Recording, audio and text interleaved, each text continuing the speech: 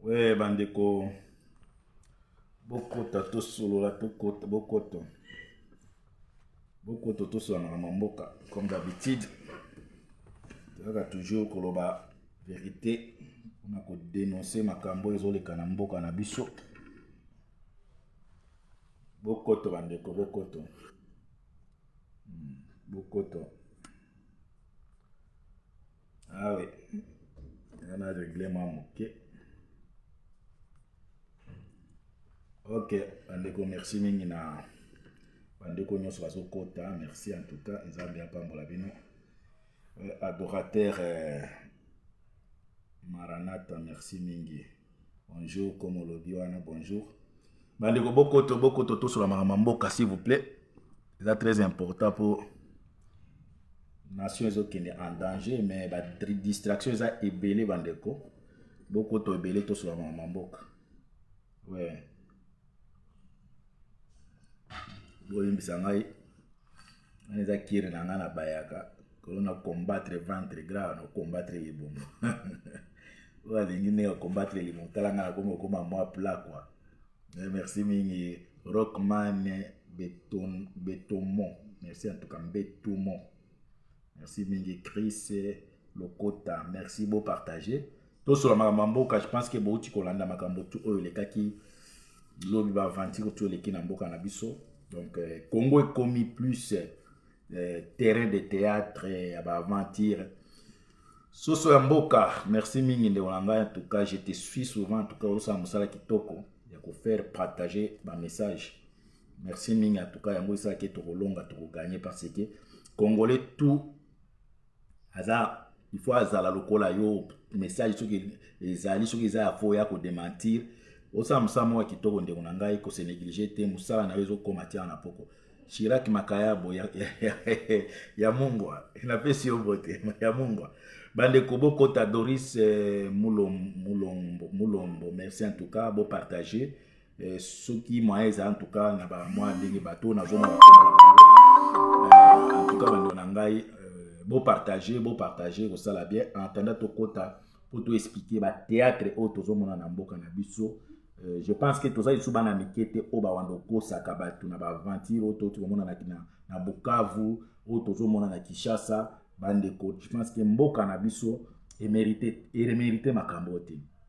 Marlene Katia, merci en tout cas.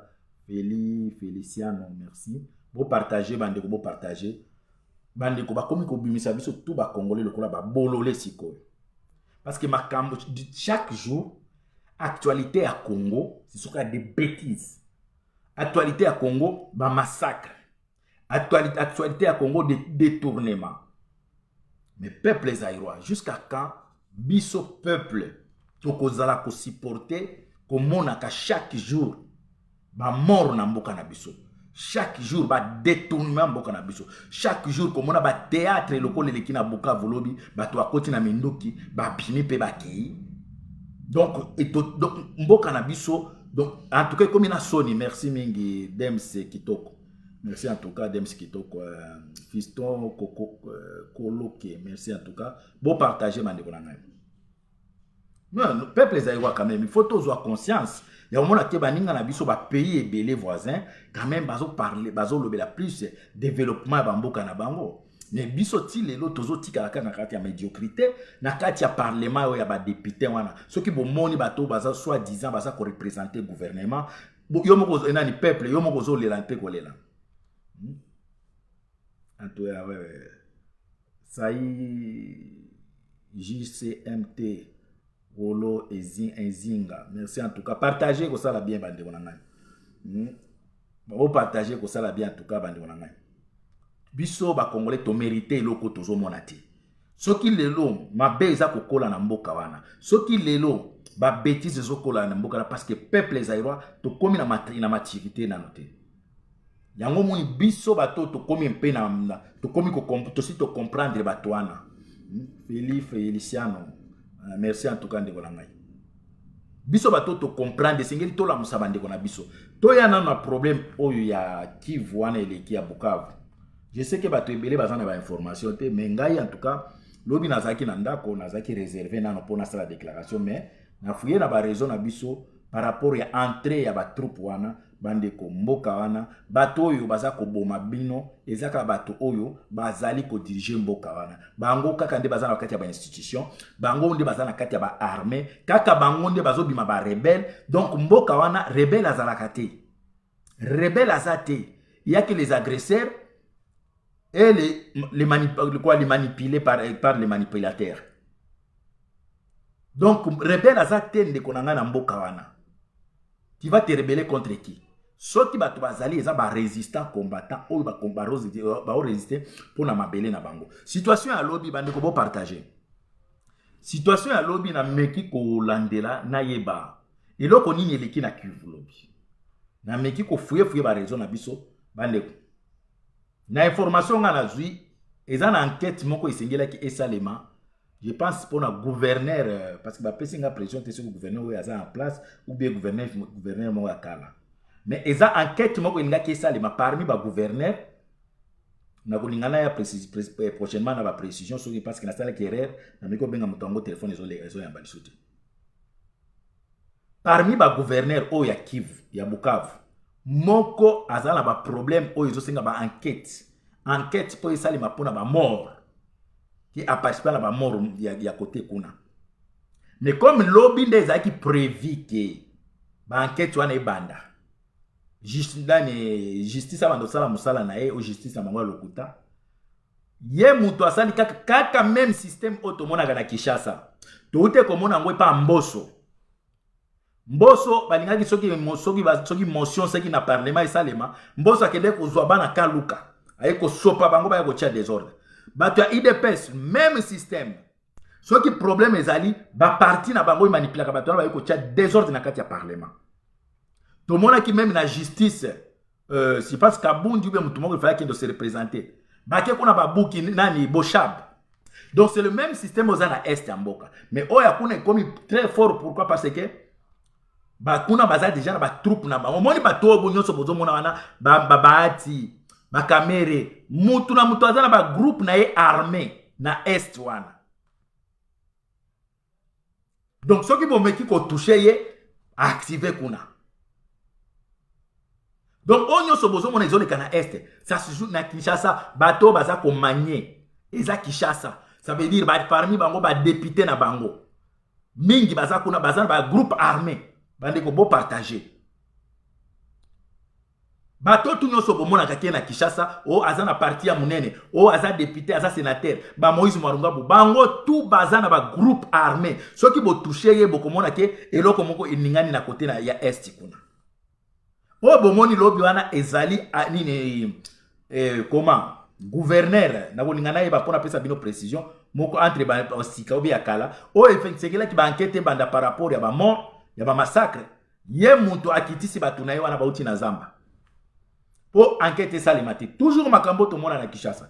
Ceux qui va bengi si mutu moko na parlement ou bien la justice ou bien na député. Au moins na pas bato ba ko tia mobulu. C'est toujours le même acte yango za na est ya mboka. Toujours les mêmes politiciens o bino bozo betela maboko. Même ba généraux na bino o bozo betela maboko. Bangonde baza ba chef ba groupe armé. Donc désordre, crise, massacre à peuple congolais est entretenu par les gouvernements o ya occupation o ezana Kinshasa. Donc makambo ba aventure bomona ki lobi wana ezali ba rebelle après majorité ba o bomoni ba salima ki wana o ba kitaki wana majorité na bango na ndenge na se renseigner eza ba congolais o ba fandra mingi na île de Idjou. Île de Idjou ezana mélange makasi ya ba rwandais na ba congolais. Île wana musala ngo ezalaki kala soki fi rwandaise abimina mobali hors mariage ou bien ba senteye babande koya ko bwaka bafi wana na île wana, île de Idjou. Et île de Idjou wana comme déjà ville munene parce que ba Rwandais o babande ko zwa bango, ba o ba fi, na ba fi, babande koya ko bwaka wana ba pêcheur ya congolais abazwa ki siko bande ko se servir na bango. Yango monike métissage, eza makasi na île de Idjou. Et parmi bato ba yaki lobby, eza métissage ya ba Rwandais na ba congolais. O ba koma ba pro Rwandais. Bangonde basalaki eloko wana descente ya lobby. Mais tout ça ezali na bato oyo bino bobenga mikonzi na bino bango nde baza ko entretenir ba groupe armé wana bato lokola bambusa munyamwisi aza na yaye bachi lukwebo aza na yaye bango tu mutu na mutu aza na mwa yango nde ezosala ke baza koma ba homme fort na makambo ya Congo bokomona kaka mutu yango azaka na assise populaire makasi te mais aza homme fort na kati ya ba institution donc décision nyonso azalaka wana mutu lokola Robert soki bolingi botala ke batia ba élection mutu akovote te mais komona ye Robert départ banda vice président président soki ya nini ministre soki ya nini donc parce que aza na armée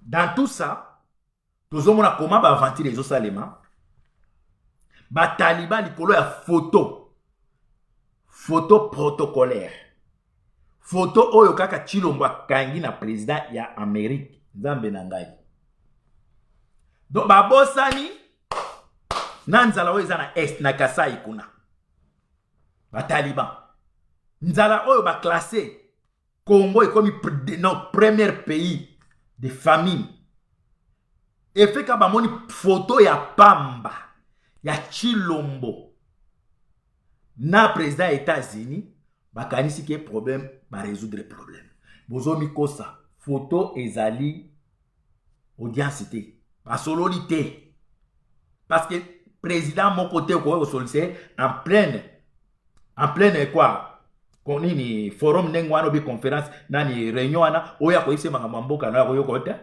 ayela ki wana Tshilombo soki azaki wana peuple zairwa Tshilombo azaki wana plus eza pona makambo ya Congo eza na nini na comment on appelle ça na forêt équatoriale yango moni ke ba bengisa ke parce que Congo eza ko représenter eza poumon ya monde par rapport ya nini ya forêt tozana yango pona oxygène yango ba bengisa ke wana azala wana ba bengisa ke Tshilombo soki aza spécial soki ndenge nini a se retrouver que era ba photo bino moko bomoni soni o Macron ayokisie Tshilombo ko ayeko se retrouver que akomi protocolaire il faut la kisabato ba place à kotelema yo président soit disons à président comme il a bato ba place à côté les mais lelo eloko etouché nga makasi komona ke Tshilombo zo kitana Kinshasa lobby attaque ezalaki ya bato ba eko tia mobulu na est ya mboka na biso mais lelo bato ya Tshilombo bazo kitana ba okende na esengo nyonso kokende ko yamba Tshilombo okanisa ke makambo o ezo leka na est ya mboka wana eza pays mosusu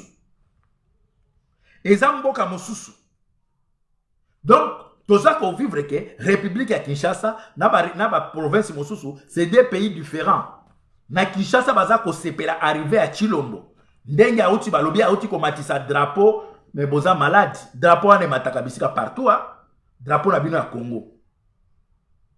Bio kanisa ke soki Tshilombo azalaka te même président mosusu, balinga ba yamba ete kuna. Balinga ba yamba parce que ezali na cadre ya nini, comment on appelle ça ya climat. Yango monike Congo ba bengi yango soki na cap soki 26 soki nini. Pourquoi boya kokolisa ke bo Tshilombo matisi drapeau ya Congo, amatisi bozama maladi bino. Bozama maladi mboka ezokende na kokufa. Lelo tokomi ba placer biso tokomi premier pays na monde ya famine. Bozama maladi bino ba bande ko la biso ba taliban. Comment bozama nyama boyi? Bato bazo kufa. Bino bozo se plapo Tshilombo azongi. Azongi na combien? A dépensé combien pour avoir lobbying wana pour bâtir ta pembeni ya président américain? A dépensé combien? Mais Congo a gagné combien? Mais au moins il peut soit disant ba député na bino ba tiki penza parlement ba kende koyamba muto ya zoyo kisa soni ya mboka wana peuple zairwa esengeli tozwa conscience présence ya Tshilombo na muto ya mboka bandeko na biso. C'est comme biso moko toza ba responsable ya ko sacrifier mabele na biso ya ba paya ba ko diriger na biso. Na moni ndeko atindeli ngai ndeko mo atindeli ngai image na Kolwezi encore. Un Congolais azo sala na ba chinois. Akoti na camionnette na camion pardon. Na kiti ya liboso. Po apema alala. Ndeko wana Congolais alali azopema ba chinois ba yeba bomiye na mutuka alali akina ye po azakira musala albi apema ba bomiye bazo ebembe bake kokunda ba bomiye pour rien chinois abomi congolais aki akundi makila nde la kisi trace ke ba uti ba ki okunda Congo moto. Mais peuple comment biso ba congolais tout ça lokola banyama baza ko bomaka biso to ya ko saka ba reportage. Oh tozo sala ce sont des reportages. Congolais bino bato na terrain kuna il faut agir. Chinois abomi congolais nenga ozo zelanini. Ozo zelanini. Ozo zela tour na po ba boma yo. Poto sala isu reportage ke ba bomi su congolais mosusu. Tango baza ko boma ba congolais yo congolais oza na secteur o ya kolozi place ba bomi ndeko na biso. Au moins bo agir bo kanga chinois moko bo bomi atami balemi satu. Bino boza ko reporter botala ba chinois mwangari ba chinois na tuwa bana mukata mtuko yetu me boza maladi bino ba congolais bolingi basi li sabino boko se défendre te chinois bozo sana na entreprise société na bango moko bobo maye bobomi pe bango depuis boya kuna tozo ba chinois bato azo boma bato. Ba chinois bato bazo kunda bato. Ba chinois bazo beta bato. Mais congolais aza toyoka ta chinois moko te ba bomi chinois. Toyoka te. Et pourtant majorité ba chinois au bomoni ba yekuna. Majorité na bango ce sont des prisonniers condamnés par la bango. Ba tindi ba ko sisa ba peine na bango kuna. Eza ba chinois o baza écarté na société. Baza une importance mon côté na Chine. Comme ba Chine wana ba prison comme à plein, ya momoni ba tindi wana eza ba yeko sala ba peine na bango ya prison. Mais congolais ozotika bazo boma yo. Mukoloni tokoyoka peke ba bonmi 10 chinois pa ba congolais. Mukoloni. Mais tozo kaka chinois akati batumito. Abomi. Toza même la frontière na bango te. Mais tout ça congolais ozoko ko se défendre te bino pe boboma. Ezama wa mingi peuple zairwa. Soki bino ba kanisa ke gouvernement ne ko défendre bino. Ba ko sala rien. Gouvernement na eza pona ba intérêt ya ba paya. Makambo tu oyo zo leka kuna bazo bomba ne ba bomini bande kona biso na est. Masasi o beti lobi bande kona moki ozala mutemba ba parate na moni jeune garçon à cause de 6 ans 7 ans. O nyonso eza disute. Poignet nyonso elongwe. Nanya ngwa ko ndima mona mwana na ye ya 7 ans. Injustement ka boye. Aya kaka azai suna poignet te etikali ndambo etikali awa. O nyonso ekei. Nanya ngwa ko ndima. Entre temps bana Félix bazo sakana ba dollar, ba euro, bana Moïse Katumbi bazo sakana bana Fayulu, bandeko. Biso bato tozana ba famille zanga griffe. Ba famille oyo il faut to se protéger biso moko. Tozo sala appel na bino bandeko bo se défendre. Il faut faire tomber gouvernement Chilombo. Eza gouvernement oyo eza ko entretenir mabe na mboka wana. Dans tout ça, tozo mona même homme soi-disant oh ba pasteur moko azolo ba makambo ya Congo te. Moko te aza ko telema pona ko dénoncer massacre ya peuple congolais. Oh ba musicien tozo mona te na yena na chala mwana. Chala mwana. Na uti ko landa yo. Olobi ke grand maître Lwambo vient na yo abimeli yo. Chala mwana alobi ke grand maître Lwambo abimeli ye ayebisi ke Chala leki na ngai yemba vérité. Fo yemba pona mboka. Chala mwana ko manipuler batu te. Tozo zela album na yo wana. Tozo zela nzembo na yo wana. Peut-être ozana batu ozana ba idée ya batu basali mabete parce que yo lingo yemba vérité. Mais ngana ko iso Chala mwana.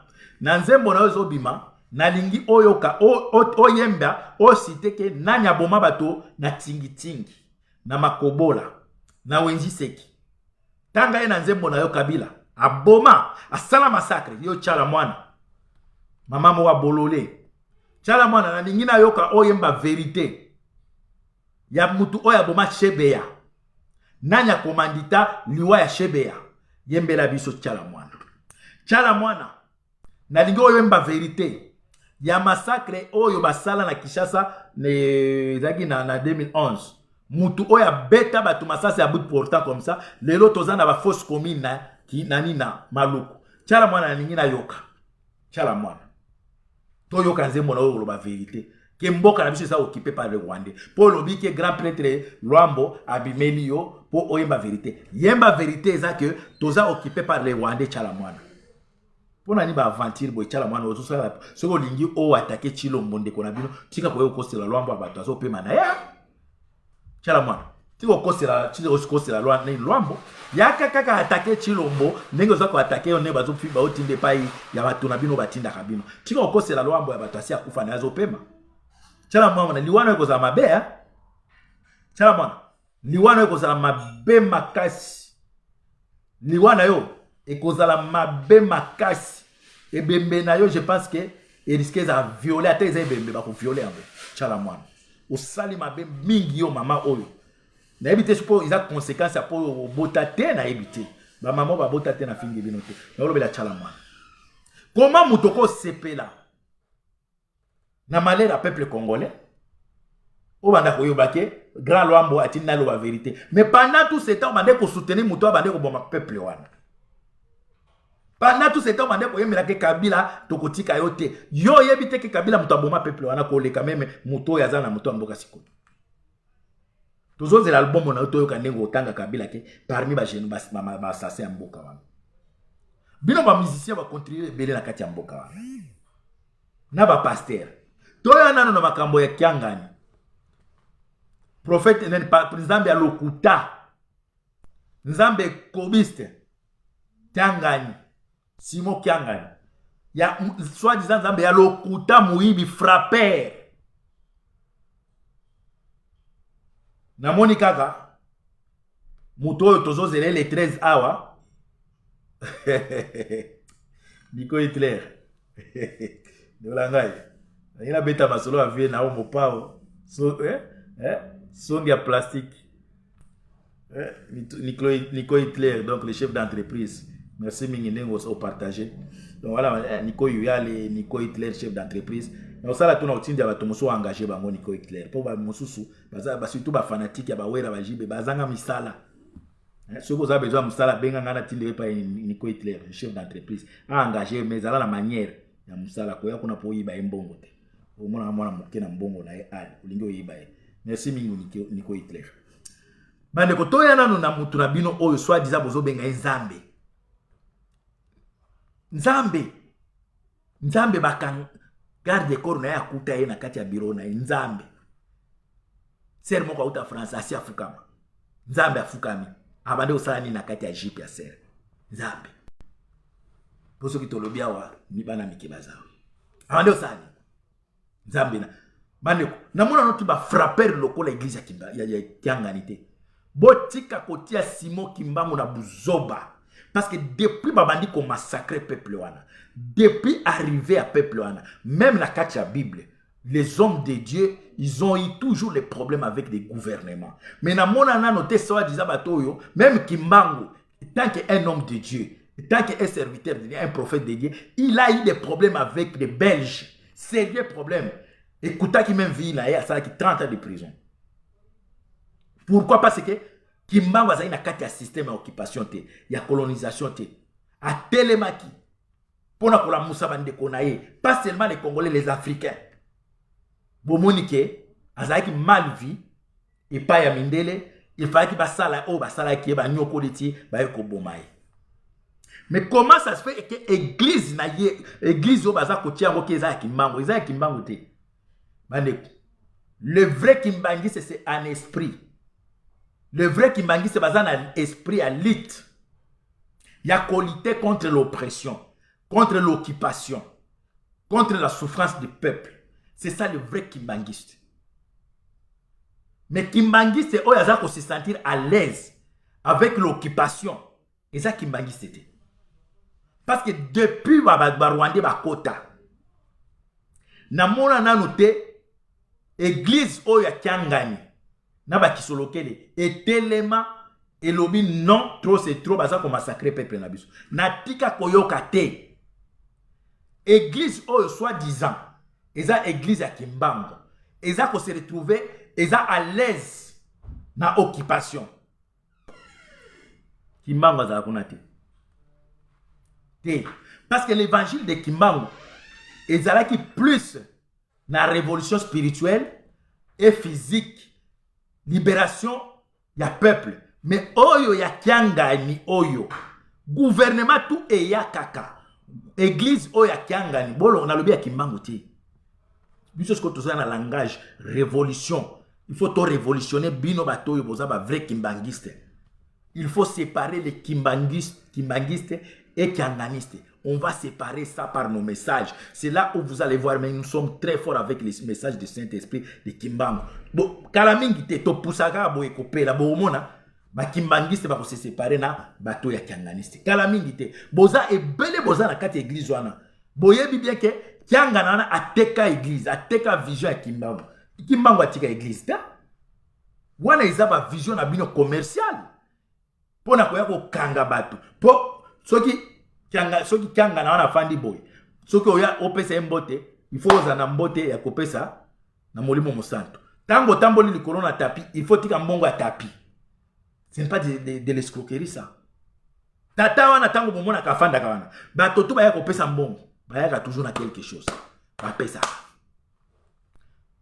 Mais mukoloni ni tata wana tokomona ke abimi na kamba wana ke na est. Akende nano kofanda a vivre comme peuple wana zokufa.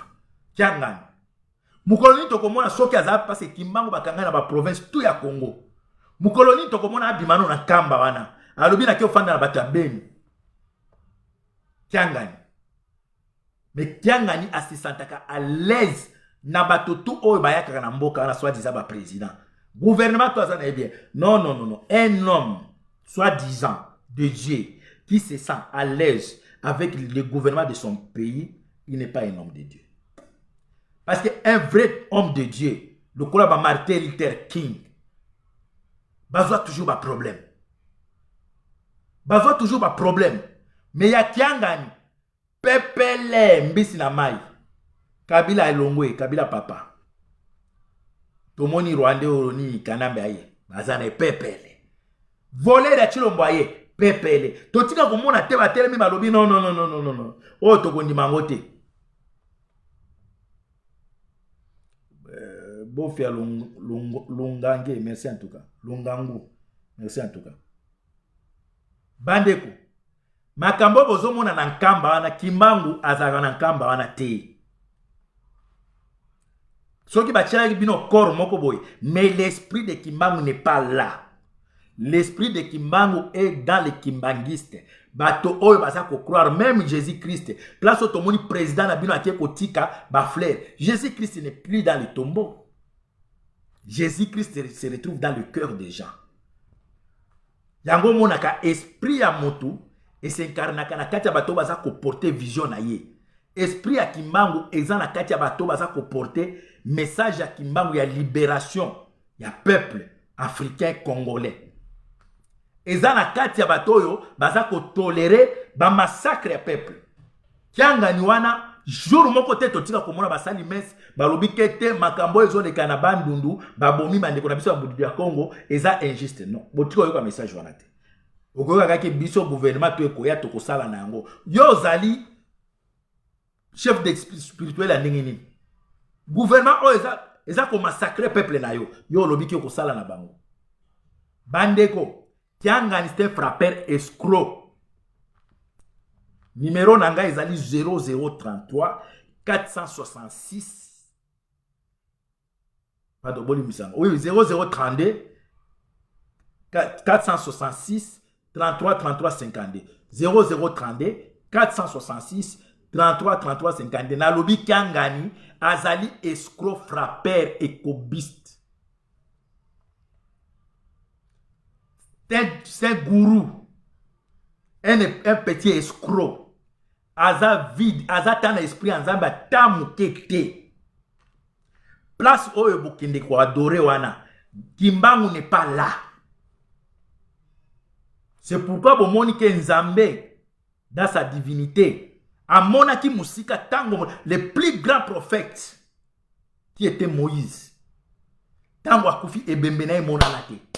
Parce que baeba kisoki batika ki ebembe a Moïse na kati ya mokilo cimetière na ye idolâtrie linga ke koma makasi. Yango moni batankamba bazua corps ya Kimbangu en otage. Pona ko escroquer nango peuple. Peuple zairwa Kimbangu azakuna te. Na message obiso toza ko pesaka bokomona ba vrai kimbangiste ba ko région de ba combattant.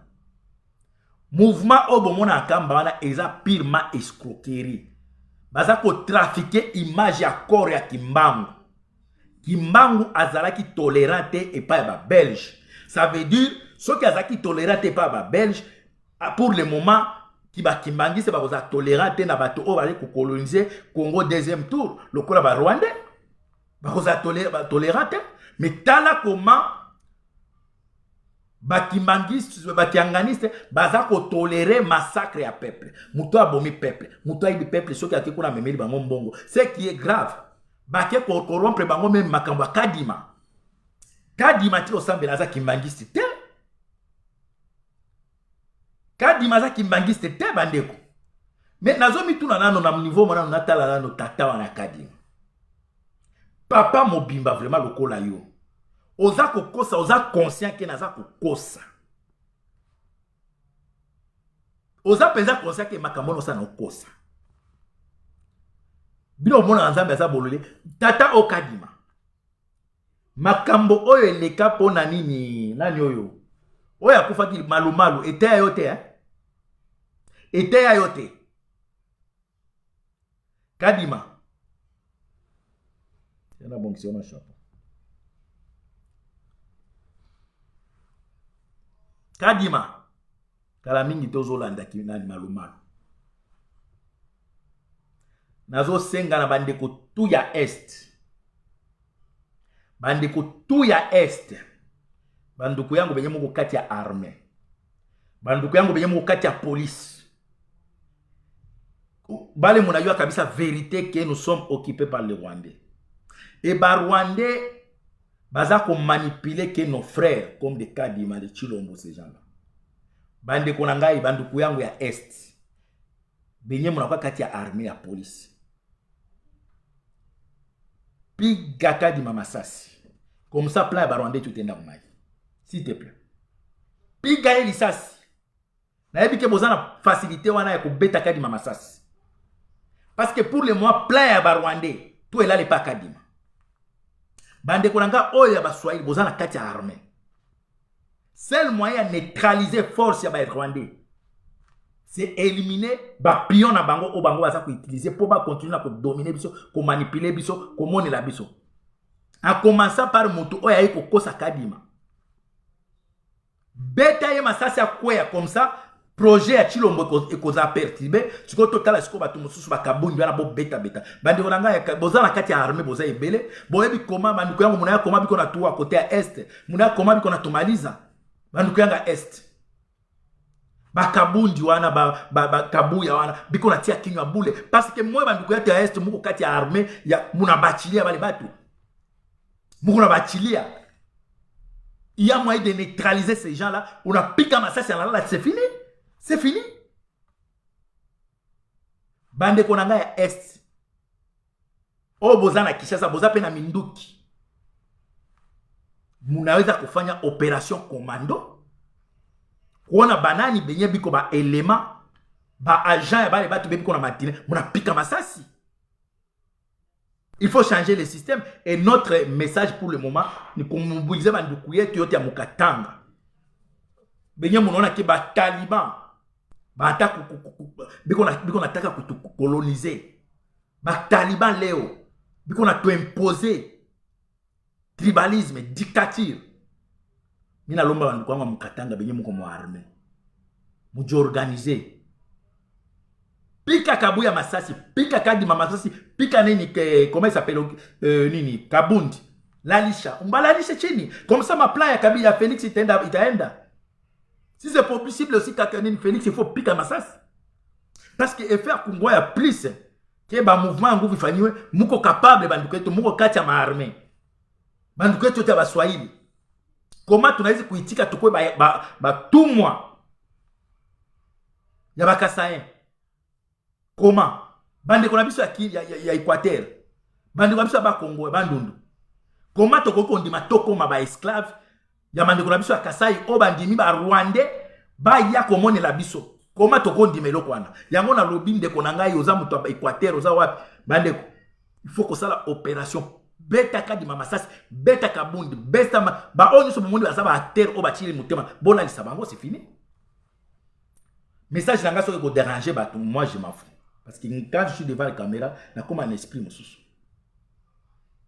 Comment ça se fait que souffrance, il y a peuple? Batouana, le quoi, bakadima, bazo mona que ça ne va pas. Mais baza kolinga toujours qu'on maintenir biso na katia de la souffrance. Parce que quand Dimana Mouton Mboka se présente de Félix, encore deux fois, encore deuxième mandat. Et souffrance à peuple qu'on continue encore de plus. Quand Dimana si Akimisa, il y a un Congo, Bana Batanga na Congo, Bazana Congo, Bana Bazana Afrique d'ici, Bassina en Afrique d'ici. Félix Bassina famille la Belgique. Mais ma famille n'y est pas. Ma famille n'a pas de moyen de déplacer ma famille. Peuple Zaïwa, il faut tout changer vite. Ma militaire, ma policier, boza négliger ma casse. Boza saboter. Et pourtant, aux la facilité, il y a aussi sa problème, moi, na cancer, moi, ko bêter, mais ça c'est fini. Oh, soki dodo kamba wana. Akimi sa moi sine soki nana soki nani. Akimi sa déjà na États-Unis. Bazaki na loemba sa longo na sud. Pembeni ya terrain wana abane afongola église na ye na place bar ya Bobokilo na ezalaki. Lelo moi sine akenda États-Unis. Souffrance na bino italieta. Kam dodo kamba wana. Petit wana. Souffrance na itali bino te. Parce que famille na ezali banda. Comment ça se fait que bino ba militaire congolais? Beaucoup de mabato baza ko manipuler bino et pourtant bino ba wana force ya koki aussi sa problème wana. Message na biso eza yangwana. Il faut quoi agir. Même kiangani wana. Soki moya ko beta kiangani masasi ezali. A beta mama masasi kiangani aza donc aza ko porter rien na kati ya mboka wana. Distraction sur distraction aza ko entretenir oyoka occupation na ndenga blagité. Après, vous constatez que Batutu au Bakende Kotala, Kiangani, na retour na bango basala ba accident. Félix a kende na délégation Kotala Kiangani. Na retour, Makile Sopani, Bato Kofi, accident. Kofi a uti kuna. Prière au balobaka ya mutu masumu epia kanzambe kanda. Kofi a tiki no makambo na ya zana ya ngwa viola ki bato. Ake kuna kanisi ke o petit Kiangani wana petit magicien a kosi se ba problème. Na retour boye accident. Bakisi kisombe balingi ba kufa. Accident la moni kisi kisombe na zofini moni boko kufa lokola banyama na kamba eloko ezate bo remarquer batutu bakende na kamba bazonga ka mona ba accident kaka nzambe andenge ni so boko talefo bozala accident Kofi ato kene ko mona nzambe na bino wana prison ezozela yo comme ke ko ngumba mela muto aza ko seto ko proclamer ki aza nzambe na biso ba combattant ako prouver yo ke aza vrai nzambe Kofi bazo kanga e feka oke ko tala kiangani muto ba azo mitia na place ya nzambe partage gloire na muto te Kofi Olomide e feka oke ko tala ye olingi o déplacer gloire ya nzambe pa muto po baloba ke nzambe ya nini asali Kofi bazo kanga yo nzambe na biso oyo akela mokili oyo ape biso pema Kofi comme oke ko tala nzambe na bino ya mokilo ako kufa lobi Sarantu mbana pesi ombote mama na ngai. Bazo kanga yo retour na Kofi. Jana atala nano. Ngape natala na écran prophétique. Nakati la bino nombre d'années ba pesa Kofi. Boko mawa. Po ya kanga ngai eso za ndoki aklobaki déjà. Na loba boko makanga wa soki na moni komi.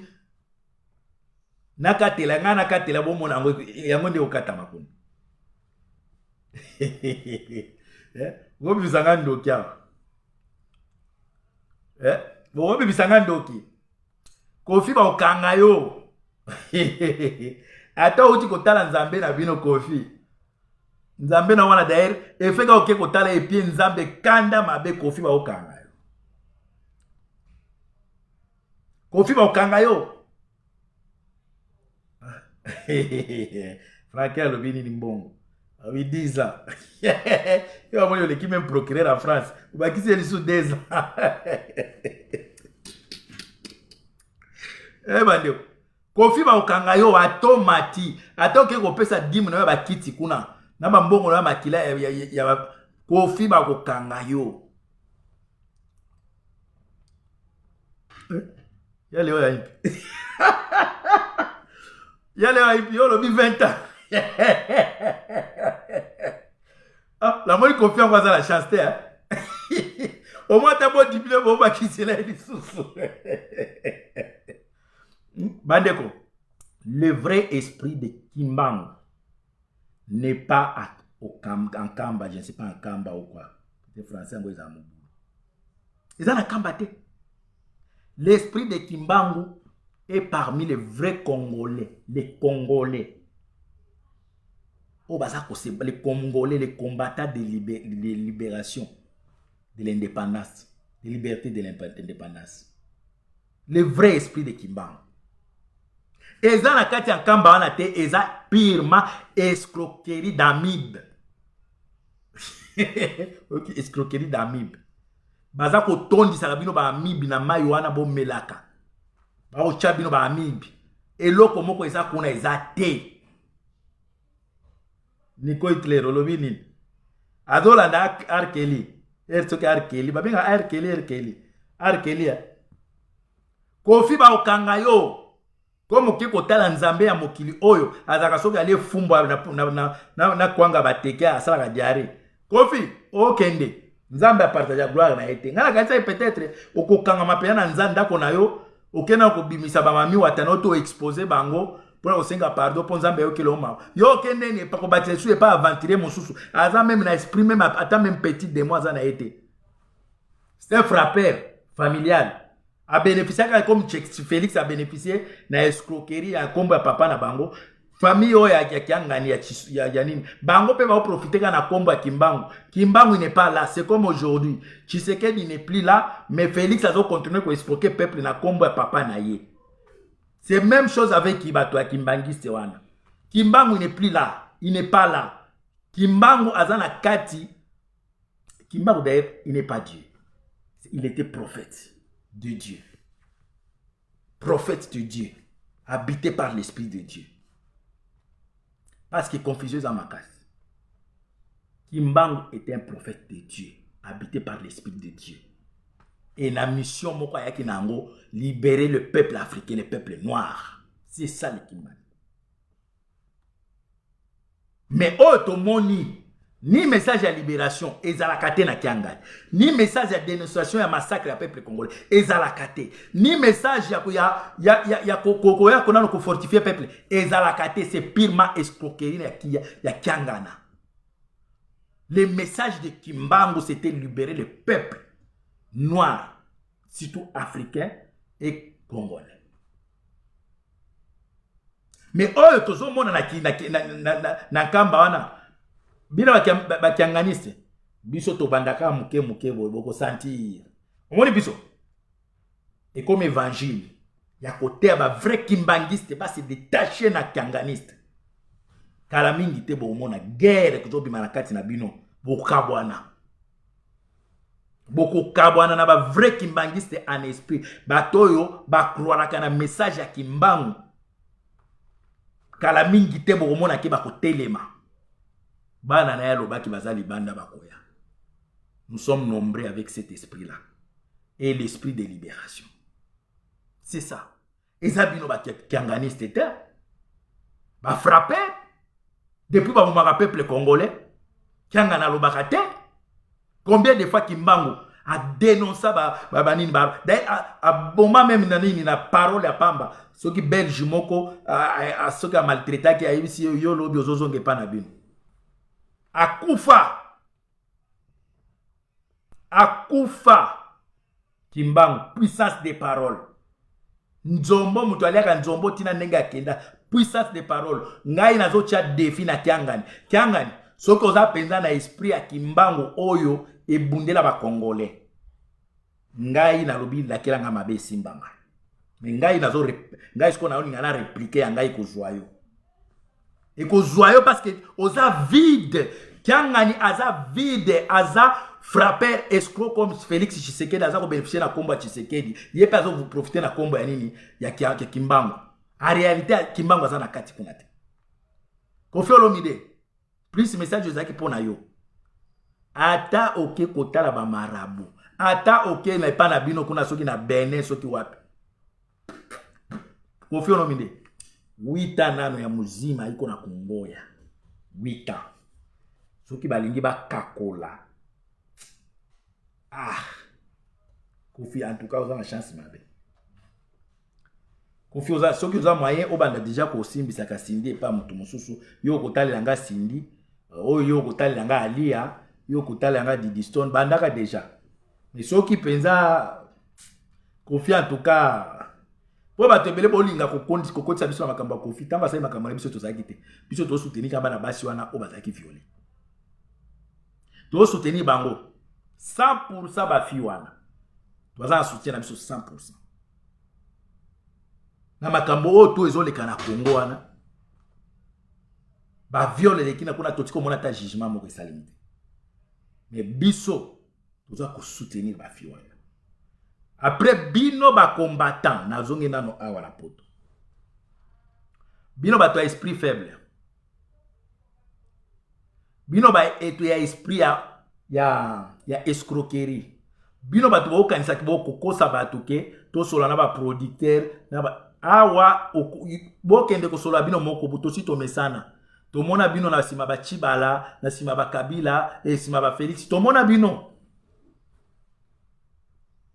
awa dialogue moko kozala te, table ronde moko kozala te, table ovale kozala te, table rectangle kozala te. Awa c'est la radicalisme total contre les occupants. Ceux qui olingi okende ko solola na ba Rwandais, o solola na ba musiciens descend sur place à Kinshasa.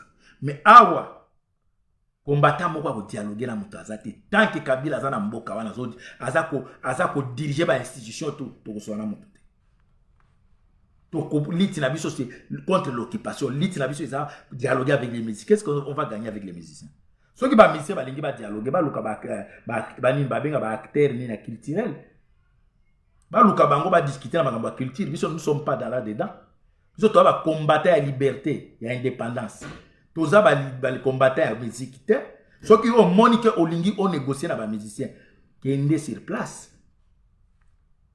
Mais ou bien ça doit ça na loué na yo mais musique inde e ko beta te ne dialogue na ba musicien e ko tika ozala te ba musicien po oboza na Kinshasa boyo ka message nanga bien mutu moko akosa bino te a escroquer bino te awa musique dialogue e ko tika ozala te tina 2085 dites amen oui dites amen tina 2085 ceux qui boza na chance Kabila ceux qui a longwe avant na Félix la Bobiki bolongwe na kati na 1985 mais ceux qui boza kaka Kabila zawana Olive Lembe wana Félix bobo sana poto dites amen c'est ça la loi le plus fort les kourou tous les sages ya leo ya impi azana ngo d'accord ba mbiaka ya combat spirituellement très fort.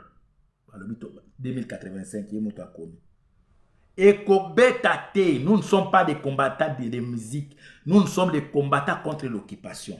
Zizi na la gaz, merci. Bole bisanga tukande na tangi kombo la pour venir à tout. So ndeni otanga taka komba batu. Bandeko. Toza ko ibisa bino. Musique ekobeta te. Oya alingi musique, alingi dialogue, kita sister. Kita sister. Awa ekolekata. Ekolekate. Yo kanisi ke biso tobundaka po ba musicien wana, pour ba musicien non non non. Toza na combat munene tobakisi lisusu musu ya tribalisme avec nos frères ya Kasai. Combat est comme lisusu makasi o comme match kwata. Donc il faut biso peto amplifier encore le radicalisme na biso très fort contre bandeko na biso oyo bandimi comme ma biso na piste ya tribalisme pour combattre le tribalisme. Guerre ye makasi ibino bokeko wake o to kendo solo ba musicien to dialogue bo kende. Bo mona so ibo kimate ba téléphone na bino wana. Awa musique kozala te Hitler, Nico Hitler, le jeune patron. Ekobeta te. Nasi na tiki na ma musique. Na ena non a répondre Maître Spaghetti. Maître Spaghetti. Je pense que nengo za na peoza mukolo a camionnette mbola. Maître Spaghetti. Bon, et puis pour aller avec Maître Spaghetti. Maître Ayempi. Bon, et puis pour aller avec Maître Spaghetti. Camionnette Mbola nde bozo mona ndeko na ngai nazo kebisa bino bandeko na biso ba combattant. S'il vous plaît. Toboyi toyo ka combattant moko aza na prison. Toboyi. C'est les ino. Na oki ozui ba décision mo makasi ki ko betela biso camionnette Mbola. Kita na oki mese les ino. Kita. Camionnette Mbola ndenge bozo mona ndenge azawana. Azana numéro spécial ba PCA ya bato oyo baza dia na frontière ya kotika biso bato mokili. Atambla na numéro numéro spécial de ambulance ezaka 112, police 101. Ye ba PCA numéro spécial au cas de problème oya komona koi lokota benga nini. Numéro wana po ba médecin spécialisé ya kana ye ba ya ko lokota ye. Donc camionnette Mbola nde mona zo tombola bato ndenge wana. Bandeko azali na fin ya vie. Aza na fin ya vie. Yango mona ke aza kotumbola mutu ni akufela mutu moko po assurance futa famille na ye. Mutu mobimba ko motambola na numéro spécial. Au cas où ce monsieur tombe, appelez plus vite possible urgence ce numéro. Mutu andengwa na fse les ino pardon. Si c'est les ino. Pardon, ko bete la biso camionnette Mbola te. Pardon. Asi akufa ya kotelema. Omoni na makolone wana. Soki obete ka teki ka mettre spaghetti mikwa ne koma ba spaghetti. Yango na bengi mettre spaghetti. Na makolone wana. Ebeba soki obete ya kubukana. Omoni ndenge tumbuli ba combattant. Mikolo okende ba feti te. Camionnette Mbola. Soki alinga bengte ponga na yebiye azamuta tozazaka mutu na ngai. Mikolo pa kende feti azana batomi bale abengaka. Soki abengi mettre le mabete o no kende feti yaka wako tokende. Akobenga oya saka na ambassade kombo nani? Kacher soki soit da kacher mo za na ambassade boy. Bade oboko makombo na oya sala ka sécurité na ambassade ya Fra ya Iben. Do batomi bale wana nde achela bango espoir. Debo moni camionnette Mbola otumbola bato wana. Azana mettre le mabe na mususu soki nani asala na ambassade boy nani bande ko boko oya sala ka garde na ambassade ya France. Action za koto. Action za koto. Batomi bale omoni munoko no shotala wana. Po revi chilo amboma. Te chilo amboma na bekisa ki noko la vi noko go ya otala. Tozana na besoin oya ko lobaloba makamba ko mbopo ko ya ko camionnette Mbola azala ye mettre spaghetti. Mikuwa nyoso epola. Bon, mandeko nini, pardon. C'est les ino. Ndeko na ngana linga ko mingi. C'est les ino, pardon. Pardon, okoya kozwa problème pamba camionnette Mbola eza mettre spaghetti. Wende bobuka spaghetti ta. Soki o meki ko forcer, c'est les ino ba okanga yo okende via libéro le quand même kofi. Ko mekate na camionnette Mbola aza ebembe ya ba français. Aza bembe ba français botika olanda munoko wana zoya na bakombo wana soki otelemele boya kimaka mbangu akendo benga nini nani oyo mettre le mabe nani obotangi wana soki nani yo camionnette Mbola ko ofinga bato oya yebisa kibiso ke tianga nana za zéro aza esprit vide za nani mettre spaghetti yo na benge mettre spaghetti par rapport à mikuwa na ye elemba ka okoya ko mettre les ino pardon. Soko lingata na futa yo ko betela nga camionnette Mbola te c'est les ino. Pardon. C'est les ino. Tika makambo wana. Po na landi c'est les ino pa papi gena lobia ko beta camionnette Mbola. C'est les ino pardon. Aza mettre spaghetti. Mikwa na isi. Soko sali kaka boy. Ka. Ozui problème. Et kozaka problème te na ba médecin na l'état po ye aza déjà na document officiel ya fin de vie. Donc on yo so mona sa a provoquer po azo luka mutu moko nini oyo assurance ko futa ye. C'est les ino, ozana on a peine assurance te po na biso ba congolais to na ba assurance te. Tika na yo. Po camionnette Mbola bozo mona wana. Depuis nga na yebela abeta mutu te. abeta mutu te. Après bozo ninga kotia Kimbangu lokola zaki féticheur. Kimbangu atiko zala maître na bino ba féticheur te yo camionnette mbo. Ozui combo. Okanisi ko intimider bato la ti robe à verre. Esprit mo bande bo lukaka bo oya yebi camionnette atala e. Suko tali bo mona ke aza mutu za maele te. Suko tali camionnette mbola bo mona ke mutu mo za maele te. Facile à manipuler. Fali oyo komi ko benga président yo camionnette mbola. Oh président Fali. Mais exemple bato tango babande koya wana poto yo ozaki deya na poto yo camionnette mbola. Mais comme oza na yo fainéant, oza courageux te, ba petit Fali lelo ba bundi bazui mambongo na ye okomi ko adorer lisusu. Oh président Fali. Donc esprit wana ya kinois ya mendicité elongwa yo te kakati lelo kile camionnette mbola. Elongwa yo te yo kanisi ndenge ozokumisa kiangani. Okanisi bande bozoye bate poani azokumisa kiangani. Azokumisa kiangani po leki ya Félix Tshisekedi, Claude Tshisekedi amona ye. Nazo yo poata yo na makambo yebisa nga ya Claude Tshisekedi. Bino bato boyebi Claude Tshisekedi, nazo yebisa bino makambo o ya yebisa nga ya Claude Tshisekedi. Camionnette mbola. Ba attaque o bomoni azosala biso. Azo linga sepelisa Claude Tshisekedi.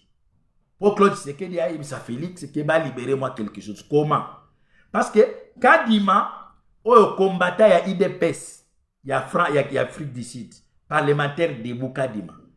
Il n'a jamais été kimbangiste. Mon combat kimbangiste bazui candidat ya IDPS Kadima ba présenter na CENI yango monike camionnette mbola za besoin à défendre position ya Kadima po bato ya Félix ba mona ke camionnette mbola za na bango po ba libérer ye.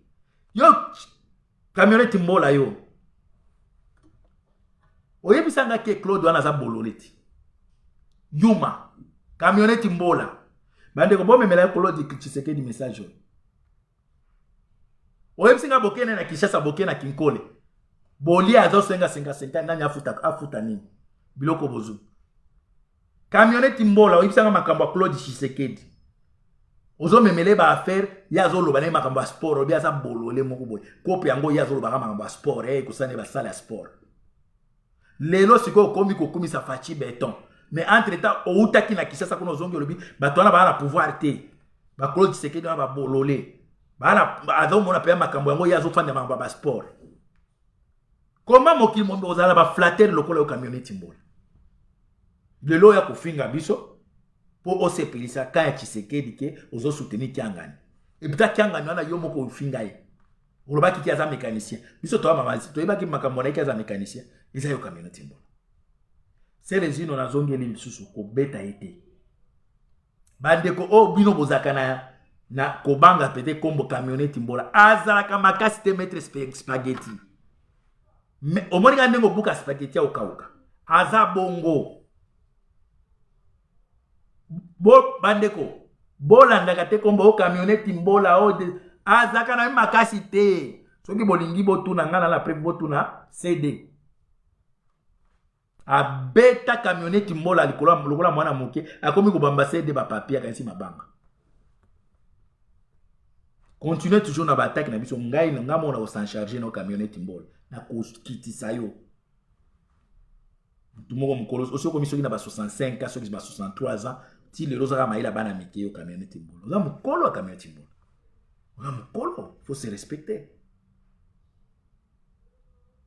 Nzambe apambola bino bandeko na ngai o bokoti message ezaka ke makambo bomona ki lobi na Bukavu eza ba aventure ezali ba armée ba oyo peuple mususu basimba minduki baza ba comme ba groupe armée entretenu par ba autorité ya Congo. Chaque mutu azana ba militaire na ye. Chaque mutu azana ba groupe armé na ya bomba na zamba so basalinga boybino bobimi. Congo ezana ba rebelle te. Congo ezana ba résistant. Ezana ba rebelle te. Nzambe apambola bino ya kulutu ya impi merci. Merci mingi na Nico Hitler, le chef d'entreprise. Merci mingi na Mandeko Tubokoti. Bon partager émission Oyo.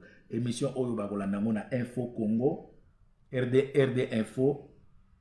ndeko na biso osala mosala makasi chaque fois natiaka émission azwaka RD Info. Merci mingi na tolobela vie, merci mingi epa ya na Reako epa Tatiana, merci mingi na ndeko boza ebele bozwaka ba image oyo flash, je pense flash Congo biloko ndenge boza ebele bozwaka bozwa yango botiango na basite na bino de façon peuple na biso azala informé. Merci mingi. Hitler Hitler le jeune patron chef d'entreprise nzambe apambola bino. Hitler kozwa camionnette mbola na mosala na yote basi batie aza handicapé maître spaghetti aza spaghetti oya kozwa problème pamba soki alingi bande ko boluka camionnette bopesa ebido a 5 litres ya tombola akomona fandi na se. Merci mingi nzambe apambola bino.